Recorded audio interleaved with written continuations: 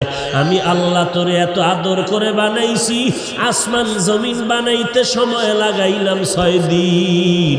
আর তোর মতো ছোট্ট বাচ্চা, মাত্র 1.5 কেজি 1.25 কেজি ওজনের বাচ্চাটারে নাপাক পানির থেকে মায়ের গর্ভে আস্তে আস্তে আস্তে আস্তে করে তোরে বানাইয়া আমি সময় লাগাইলাম 6 মাস থেকে 9 মাস।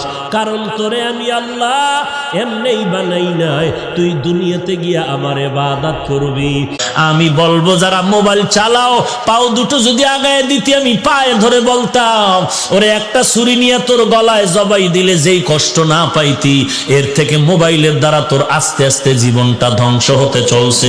তুই নিজে নিজের জীবনের গ্যারান্টি দিতে পারো না।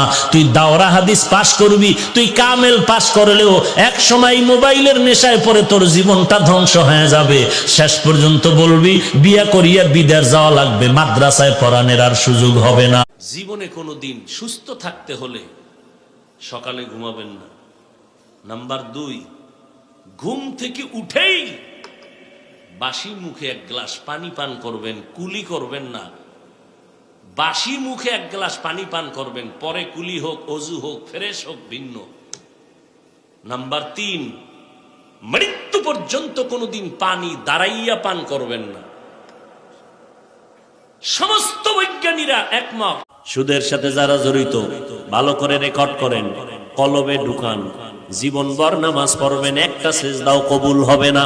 13,000 বার মক্কায় হজ করবেন, একটা লাব্বাইকও কবুল হবে না। সুদের খাতায় নাম লেখাইয়া 5 তালা মসজিদ বানাইলো, একটা নেক আমল নামায় আসবে না। 13,000 বার কোরআন খতম করলে একটা অক্ষরের নেক আমল নামায় লেখা হবে না।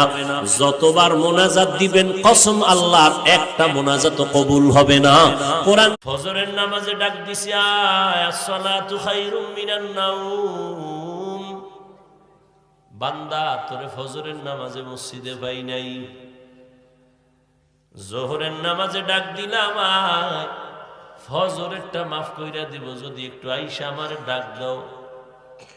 তোর কপাল এত খারাপ, জোহরের নামাজেও তোরে পাই নাই। আসরের নামাজে ডাক দিলাম, আবার আয় হাই। জীবনে না করিলাম বন্দেগি, গুনাহ করে কাটাইলাম জিন্দেগি, গুনাহ করে কাটাইলাম